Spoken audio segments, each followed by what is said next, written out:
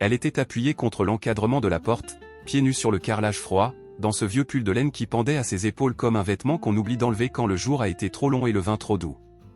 La lampe posée derrière elle dessinait ses contours sur le sol du salon.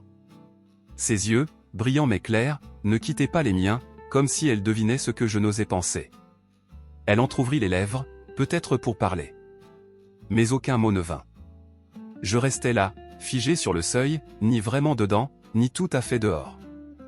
26 ans, un peu paumé, conscient que si je faisais un pas de plus, quelque chose changerait. Nous ne bougeâmes pas. Mais entre nous, quelque chose le fit. Je n'avais pas prévu de revenir à Bordeaux. Encore moins d'y poser mes valises pour autre chose qu'un Noël, un enterrement ou un week-end à traîner sur les quais. Mais la vie a cette manière bien à elle de vous remettre à votre place quand vous vous croyez ailleurs. Après un master en design numérique à Paris et une tentative avortée de start-up avec 2 anciens camarades de promo, je me suis retrouvé à gratter des missions freelance mal payées dans un studio trop cher du 11e. En 3 mois, mes économies se sont évaporées comme le reste. J'ai tenu encore 2 semaines avant d'abdiquer. Et un matin de mars, j'ai plié bagages et roulé vers le sud-ouest, avec ce sentiment un peu honteux de rentrer bredouille. Mon père était mort 3 ans plus tôt d'un cancer, foudroyant. Ma mère, usée, s'était rapprochée de ma tante à Nice, fuyant la maison familiale sans se retourner. Il ne restait presque personne ici. Sauf Richard. Richard n'était pas de la famille, mais il avait toujours été là. Meilleur ami de mon père, parrain désigné de mon enfance, homme discret au regard calme et à la voix posée. Un pilier tranquille. Il vivait encore dans une vieille maison en bordure de mer, à Talence, sur un terrain arboré qui s'étalait paresseusement jusqu'à la Pinède. Et il avait une épouse. Ma reine. Je ne l'avais pas vue depuis mon adolescence. Dans mes souvenirs flous, elle était grande, sèche, avec une voix de femme qui fume trop et rit trop fort. Le genre qu'on admire sans comprendre pourquoi. Mais en acceptant l'invitation de Richard, tu peux squatter la dépendance, le temps de te retourner, je ne pensais pas vraiment à elle. La dépendance était simple, rénovée à l'essentiel, un coin cuisine, un lit, une place, une salle d'eau.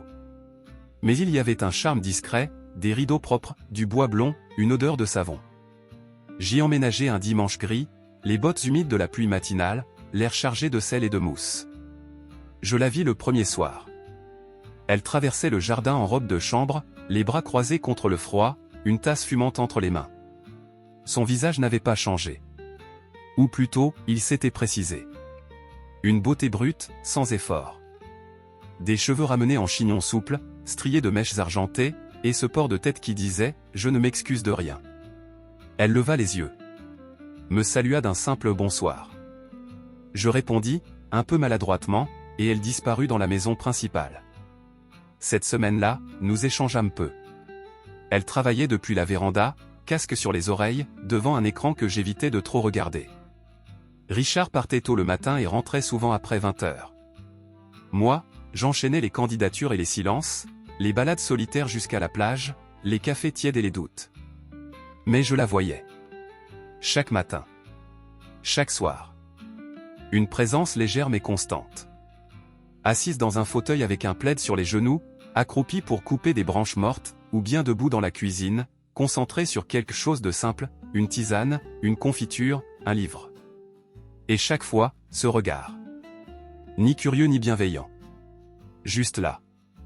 Comme une main posée à distance. Un soir, je remontai à la maison principale pour récupérer un chargeur oublié. Il était presque minuit. Le ciel grondait au loin, une pluie fine tombait comme une rumeur. La porte était entr'ouverte. J'entrai. Et c'est là que je la vis. Elle était seule, assise en tailleur sur le vieux canapé, un livre épais posé sur ses genoux. Elle leva les yeux lentement, sans surprise. « Tu ne dors pas ?» demanda-t-elle. « Non. J'ai laissé mon chargeur ici, je crois. » Elle hocha la tête. Ferma le livre d'un geste lent. « Il reste du thé. Il est chaud encore. » Je restai immobile, pris entre le désir de reculer et l'envie de rester. Elle le sentit, sans doute. « Ce n'est qu'un thé, tu sais, » dit-elle avec un sourire bref. Pas un piège. Je souris. Elle se leva, traversa la pièce avec une sorte d'élégance nonchalante, pieds nus sur le parquet. Son pull glissait légèrement de son épaule, dévoilant une clavicule fine, tendu comme un fil. Elle me tendit une tasse, sans me regarder. Nous restâmes là, assis à quelques pas l'un de l'autre, dans un silence plus dense que le bruit de la pluie. Et ce soir-là, pour la première fois, je ne la vis plus comme la femme de Richard. Mais comme quelqu'un. Quelqu'un que je n'étais peut-être pas censé voir ainsi. Il n'y eut pas de suite immédiate à cette nuit-là. Pas de gestes déplacés, pas de mots équivoques. Juste un déplacement imperceptible, dans l'air, dans nos présences respectives. Comme si quelque chose, entre nous, avait basculé sans bruit. Les jours reprirent leur cours. Richard partait tôt, toujours avant 8 heures, parfois plus tôt. Il laissait un mot sur la table, ou un mug vide dans l'évier. Je descendais après lui, souvent entre 10 et 11 heures, essayant de ne pas faire de bruit en traversant la pelouse détrempée. Et presque toujours, elle était déjà là. Installée dans l'angle de la cuisine, sur le vieux fauteuil en cuir que personne n'osait remplacer. Une couverture pliée sur ses genoux, une tasse de café entre les mains, et un livre, toujours différent, posé contre sa cuisse. Elle ne levait pas toujours les yeux. Mais elle savait.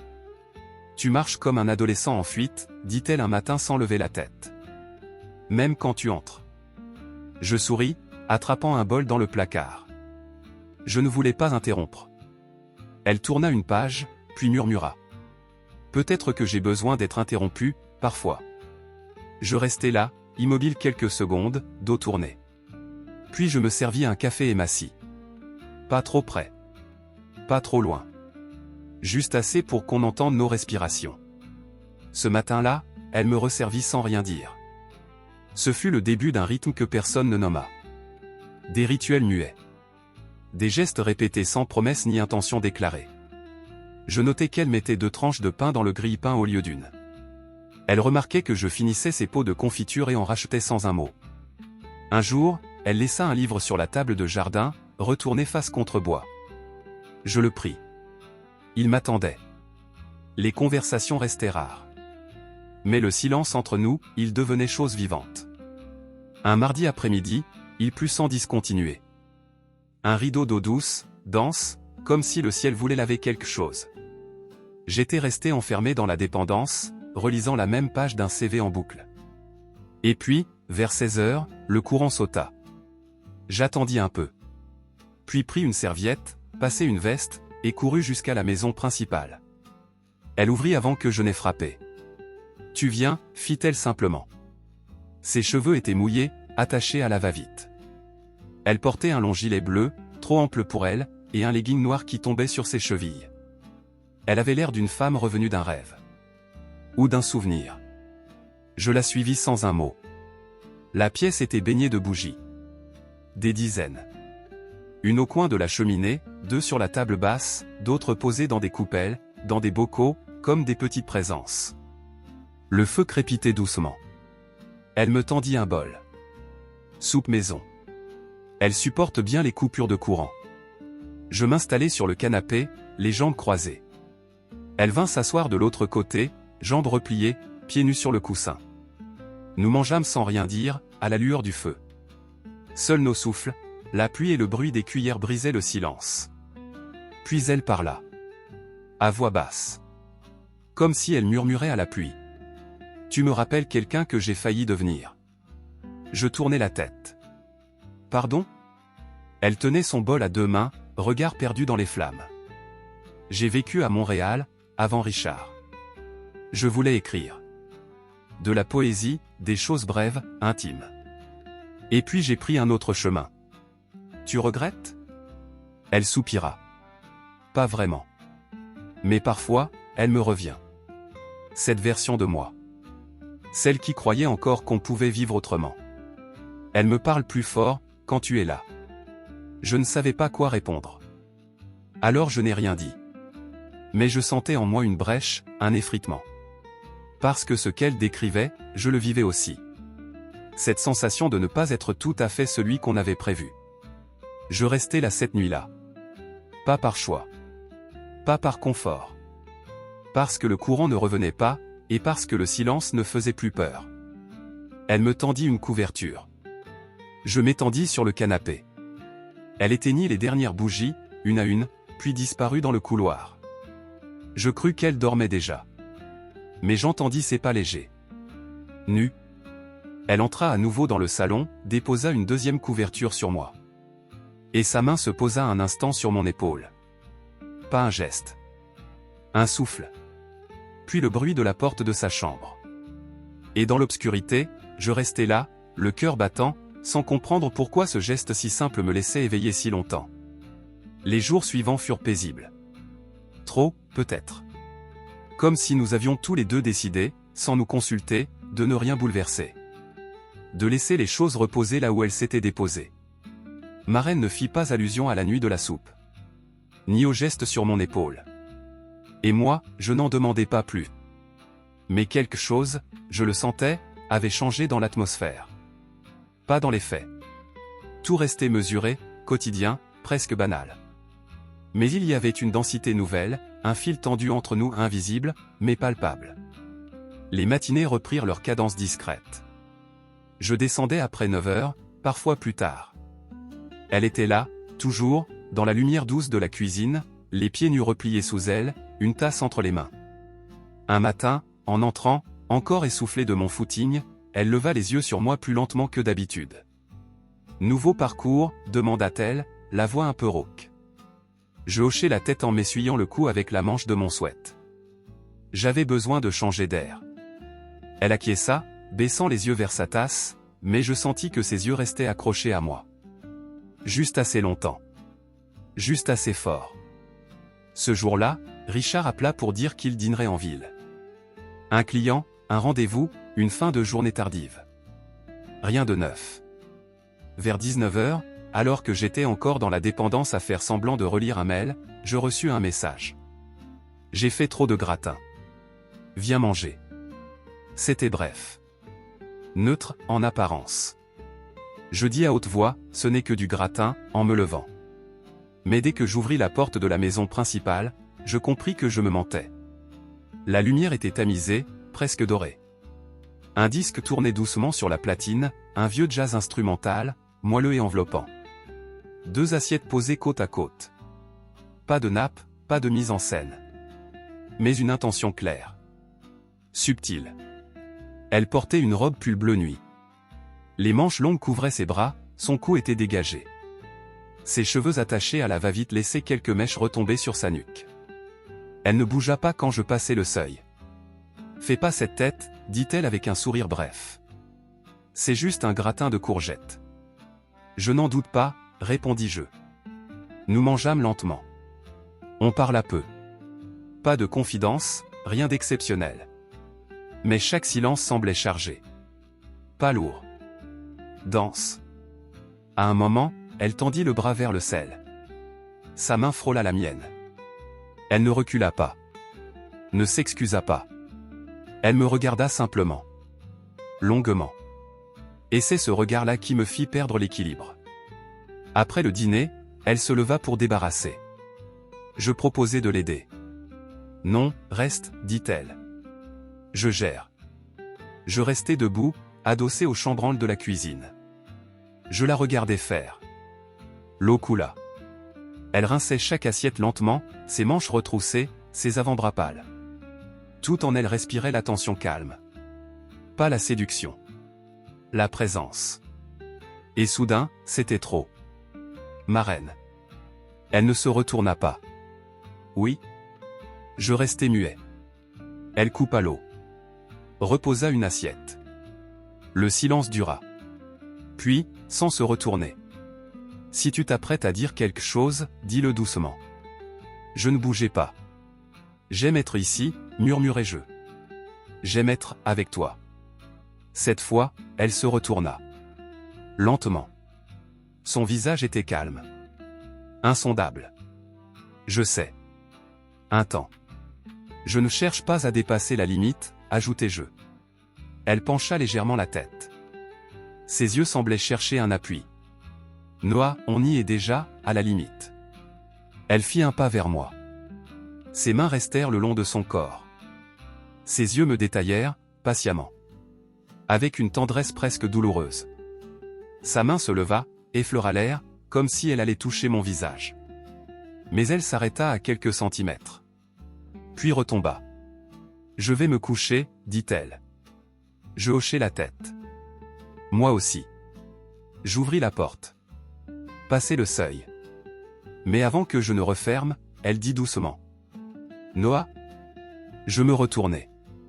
Fais attention à ce que tu ressens. Tes sentiments sont plus jeunes que les miens. Et elle ferma doucement la porte. Après cette nuit-là, quelque chose s'installa. Pas un silence. Un espace.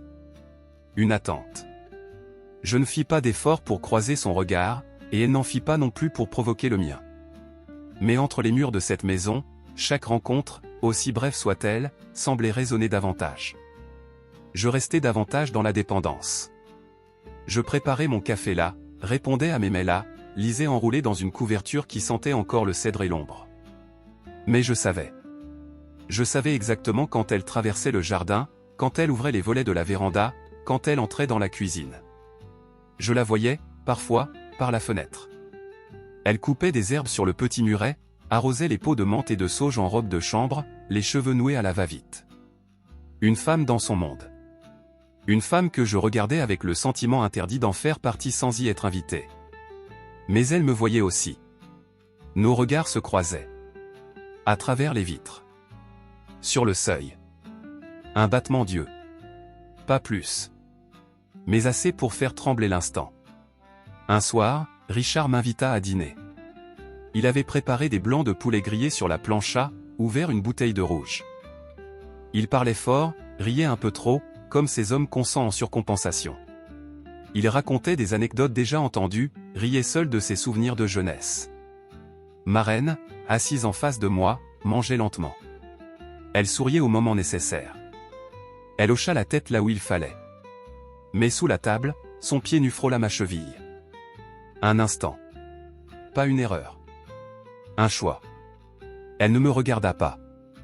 Mais elle savait que j'avais senti. Plus tard, Richard reçut un appel. Il monta dans son bureau avec le téléphone. Je restais dans la cuisine, hésitant. Elle rangeait, dos tourné. Le bruit des couverts, de l'eau. Le silence épais. Puis elle se retourna.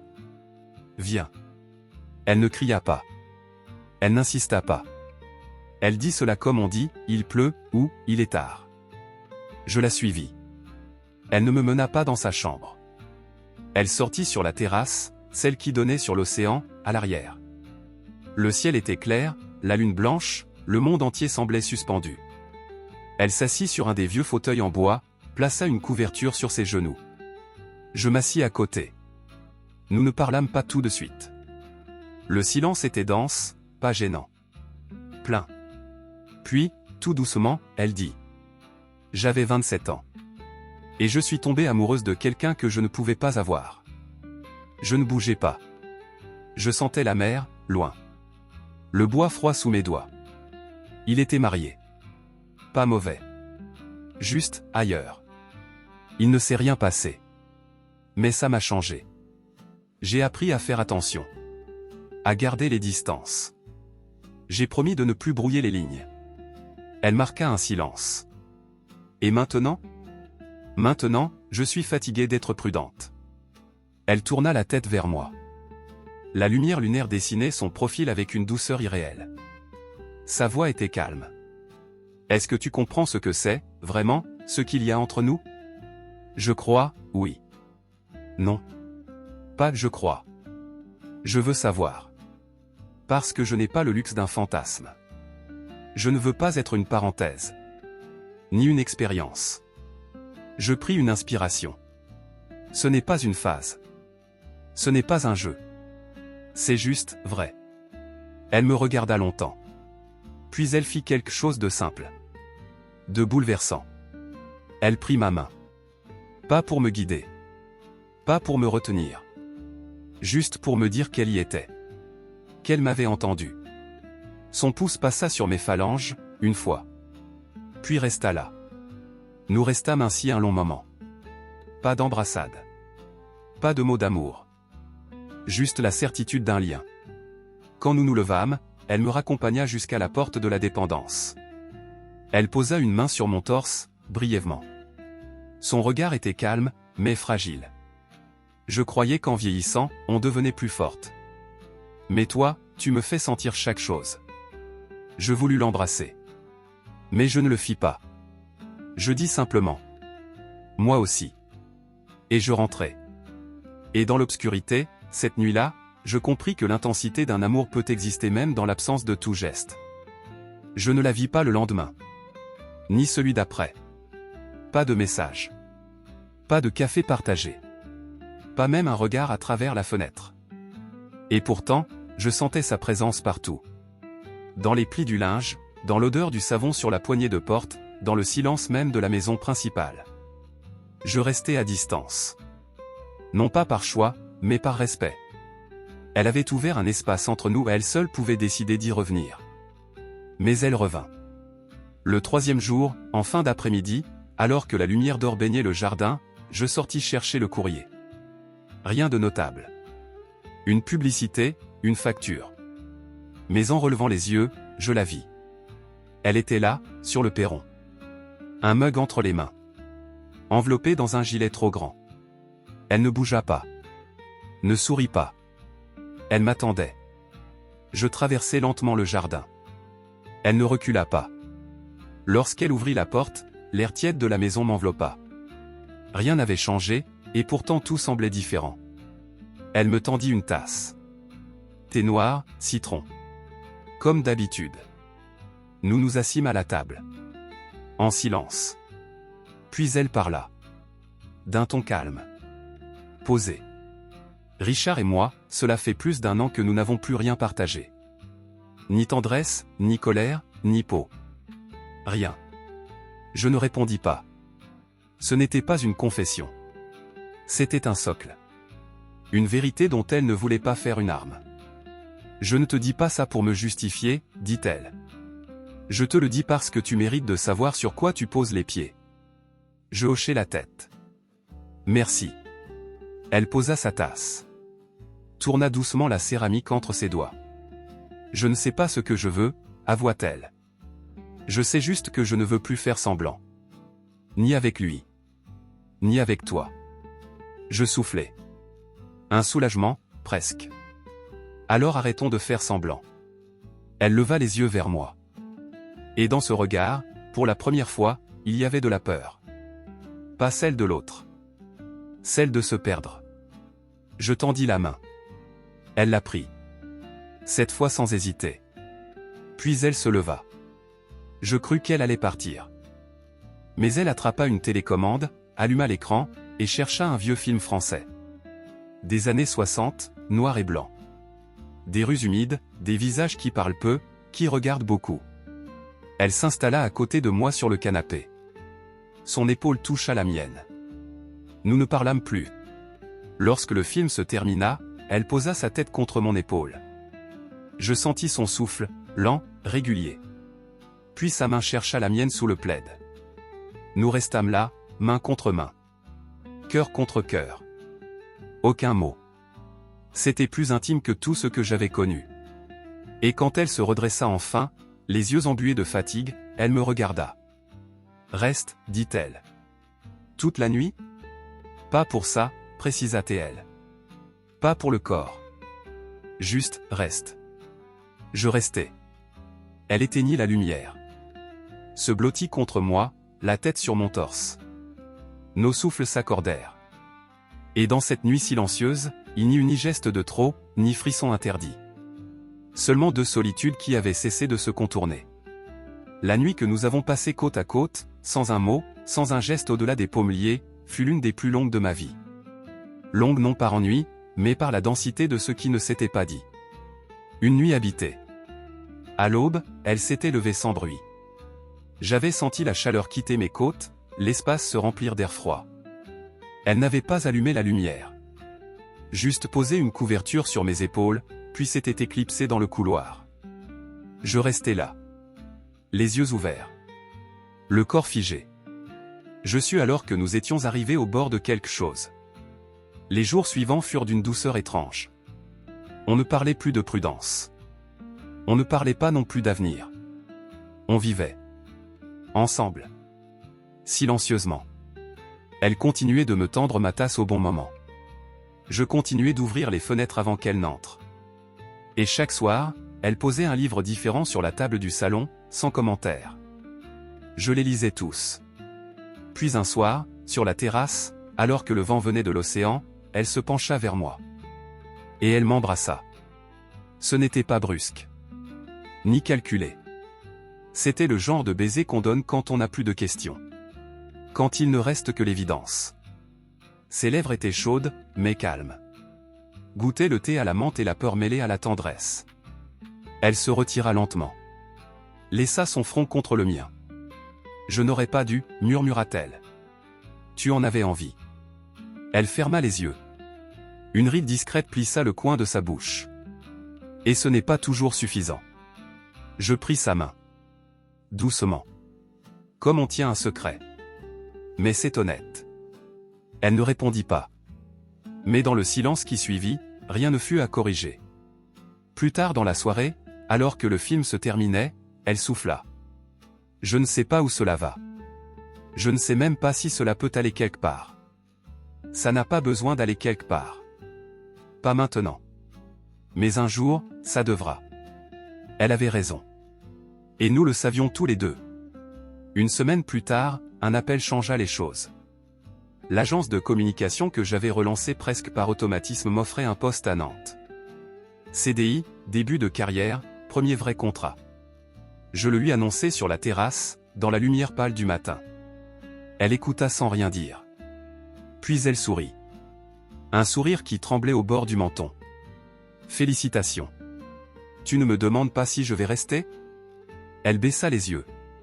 Ce n'est pas à moi de poser cette question. Ni à toi d'y répondre pour moi.